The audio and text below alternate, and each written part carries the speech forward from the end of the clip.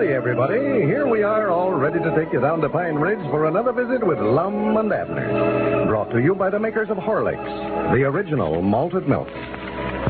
Well, I think we can safely say that summer's just about gone. The days are shorter now and the evenings cool. It's time for parties, for bridge and gay gatherings at home.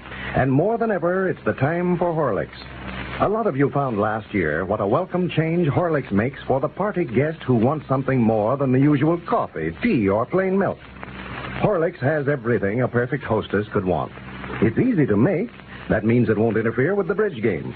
Just mix thoroughly with water or milk and it's ready to serve. Then it's different, too. Delicious, wholesome, sustaining, with a flavor all its own. It won't keep your guests awake when they get home, like coffee so often does. There's many a guest who'd really appreciate that. Get some Horlicks now, ready for your next party. You have a choice of two flavors, you know, either natural or chocolate. And ladies and gentlemen, here's an important announcement regarding change in schedule of the Lum and Abner program. So many of you have requested it that new coast stations have been added and the time of the broadcast changed. Beginning next Monday, October 21st, your old friends Lum and Abner will come to you in person at 8:15 p.m. Pacific Standard Time. Be sure and check your local newspaper for the new schedule and the additional stations. And now, let's see what's happening down in Pine Ridge. You know, Lum has been arrested, charged with violating the Blue Sky Law, and is now out on bond until his trial comes up next week.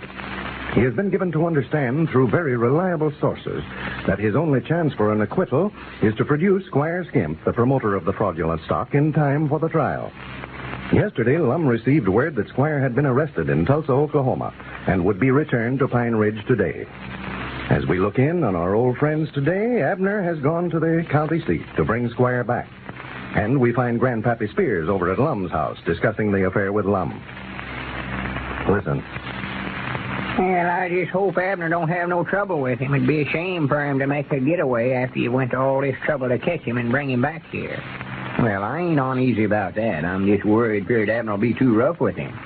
He's so mad, I'm just feared Squire will make some moves where Abner think he's trying to get away and start shooting.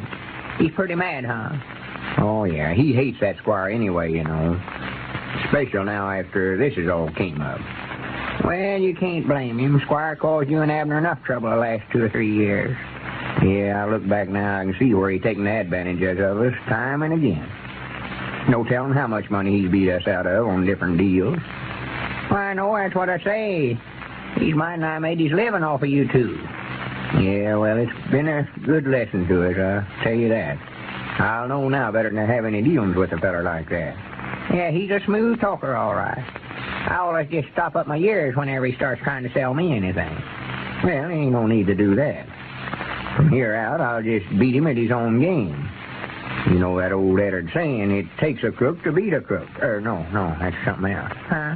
Nothing. I don't aim to be beat out of no more money, though, I'll tell you that. Well, I don't reckon anybody will be for a while now. Oh, no. 10 or 15 years anyway. Unless he gets to selling stock in something to them other fellers there in the penitentiary. Well, he would now if he got a chance, I'll tell you that. He about swapped the warden 2 or 3 shares of stock in some companies of getting up for a pardon. Yeah. He's a sight, that feller. He's got a face on him as kind and innocent looking as somebody's old grandma, and he can look you right smack in the eye and tell you something you know ain't a word of truth in, but you can't keep from believing it. Wait a minute. Who's that driving up out there in front? Well, looks like Frank Foster's car. Well, that's Abner and Squire then. Yeah, he got Frank to drive him in there. Yeah, there's Abner getting out of the car. Granny's, wait a minute here. Where's Squire? Huh? Well, I'll be dad blame. He ain't with Abner, is he? Frank's driving off there. Well, I'll swan to goodness. Do you reckon that crazy idiot let Squire get away from him? I told you somebody ought to went along with him, Mom. Here he comes. Granny's, I ought to had more sense than to leave it up to him in the first place. Now then, we've got the whole thing to do over again. Dad blame it if I don't tell him a thing or two. Wait here. So you let him get away, huh? Anybody that can't bring a prisoner from the county seat out here without letting them get away ought to be thrown out of office. Hey, who was it got away? I hadn't heard about it. Come on in. Let's hear what kind of excuse you've got studied up. Excuse for what? What are you talking about? Why, whereabouts is Squire Skimp at? Oh, why, we let him out over at his place. He wanted to run in and see his woman a minute. He'll be on over here directly, he said. You mean you just turned him loose and let him go in the house by himself? No, I ain't turned him loose. He knows he's still under arrest. Well, for goodness sakes. Now, bound he's aiming on making a getaway. Why, sure he is. About went out the back door before you got out of sight. Swan Abner, you've got less sense when it comes to handling criminals. Oh, well, now, Squire ain't going to try to get away. He told me he's glad to come back. He wanted to stand trial. Wants a chance to prove that he ain't guilty. Yeah, it's just a lot of mouth talk. No, sir, he says if he'd have known we was looking for him, he'd have been back here long ago of his own accord. He claims he's innocent? Yes, sir. I don't know but what I believe him, too. He ain't denying it. He sold a lot of that mining stock around here, is he? Oh, no, he admits to that all right. But you just ain't heard his side of it. He says the folks here in town just made up all this stuff on him because he weren't here to defend himself. Sassy fresh. He's guilty and he knows it. Well, now, he says that the mine's all right. That the whole trouble is Lum just don't know how to manage it. He said that about me? That's what he said. Granny's, I'll make him take them remarks back. Every last one of them. Trying to lay the blame on me, huh? Talking about me in back of myself, is he? If you want my notions on it, he's halfway back to the county seat by this time. You don't have a chance to make him take nothing back. Why, he's right over at his place. Said he'd be on over here directly. Wait a minute. I'll find out if he's over there or not. And if he ain't, it's up to you to find him. Find constable. Turn all the criminals loose. You're worse than not having none at all. Wait, hello? Blow me out for something. Miss Skimp? Let me speak to Squire a minute, please, Mom. Squire's right there at his place. He ain't? Oh, my goodness, that's all I want to know. Goodbye. Now, there you are. That blame it, I knowed. He promised me on his word, Lum, and he wouldn't. Wait a minute, Lum. There he is. There's Squire coming in the gate out there. Huh?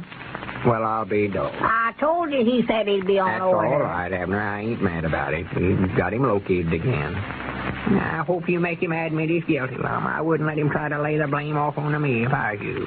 Well, don't you worry. I've just been awaiting to meet him face to face again. Come in. Well, howdy, Squire. Good afternoon, gentlemen. Good afternoon. Come right in, Squire. And Lum and Gramps been jumping on me for letting you stop over at your place, Squire. They thought you was going to try to run off. Why, we just, Oh, no, man. I'm glad of the opportunity to come back and prove my innocence to my good friends here in Pine Ridge. I was astonished to learn that all this had come up since I left town. And you sort of left me to face the whole thing by myself, Squire. It got me charged with violating a blue sky law. Saying that stock we sold weren't no count. I had to mortgage my place and everything else to raise money enough to pay back the stockholders with. Well, now, don't you worry about that 1 minute, Lum. You'll get every cent of it back, I'll promise you that. You mean you'll pay me back what I had to give the stockholders? Yes, sir, every nickel of it, with interest. Well, I'll be damned blamed. Why, I've got a deal on over in Tulsa that'll make me more money in the next few weeks than I'll know what to do with. I took that money that we got from a sale of stock in our silver mine and invested it in this new proposition. And it is a winner or my name ain't Skimp. What sort of a business is it, Squire? Well, of course, I couldn't afford to divulge any of the secrets of it, Lum, unless you were a stockholder in the company. But I will tell you this. It's a patent I bought. A patent? One of the greatest discoveries of this age. Synthetic gasoline. What kind of gasoline? Synthetic, substitute gasoline that can be made in your own home in 2 minutes. A secret powder formula, 2 teaspoonsful of which will transform a gallon of ordinary water into a gallon of pure high-test gasoline. Well, I'll sworn to goodness. Just 2 teaspoonsful, huh? Yes, just 2, mind you. I tell you, men, it'll revolutionize all industry. It's the greatest discovery since Benjamin Franklin discovered electricity. Yeah, that sounds all right, don't it? Why, the patent rights alone are worth millions. The major oil companies would pay a fortune for it. Why, gentlemen, when I turn this loose on the markets of the world, it'll mean the ruination of the whole industry. Granny, I'd love to get in on a deal like that just once. I'll swan, Squire, you're the luckiest feller I ever seen to have something like that. Well, I don't know of anybody I'd rather have in with me than you, Lum. But, of course, I wouldn't want to influence you in any way in buying it. No. I've got to have $50 to send to Washington for the patent rights, and I've got 25 of that 50. Well, Granny, you've got the other 25, too. I'll raise it some way. Just count me in on it. Well, good for you, Lum. I told Squire coming out here that I figured you'd go in with us on it. Oh, did you buy some stock in it, too, Abner? Why, sure. I was the one that put up the $25 that Squire's already got. I noted that's the best proposition I ever had. It looks like that when Squire Skimp offers them a proposition, Lum and Abner just can't say no. Ladies and gentlemen, I've often told you about the dealer who tries to substitute. Well, I went shopping for Horlicks myself the other day just to see what would happen. Here's what did take place, just as I expected. Listen. I want a package of Horlicks, please. Yes, sir. Natural or chocolate? Natural, I think. All right. But really, sir, I think you're making a mistake. Oh, you don't say. Yes, sir. Horlicks is good, of course. But really, our brand is good, too. Just as good. And much cheaper. Well, is that so? Yes, sir. You take our brand, very good. I'll wrap it up. Just a minute there. I never said anything about taking your brand. I want Horlicks, please. What I asked for. I happen to know that Horlicks is more than worth that difference in cost. And, my friends, it's unbelievable the way some stores attempt to push products that are far inferior to Horlicks. I happen to know that the product offered me as just as good as Horlicks was really a mechanical mixture of inferior malt powder, skim milk, and more than 50% ordinary sugar. Surely that's no bargain. Where your health's concerned, you just can't afford to take a chance. Insist on Horlicks, the original. Then you know that you'll be getting a product of quality, flavor, and results that have never been equaled. And now, don't forget, new coast stations have been added, and the time of this program changed. Beginning next Monday, October 21st, your old friends Lum and Abner will come to you in person at 8:15 p.m. Pacific Standard Time. Be sure and check your local newspaper for the new schedule and the additional stations. This is Carlton Brickert, speaking for Lum and Abner and Horlicks, who now bid you all goodbye until Monday at this same time.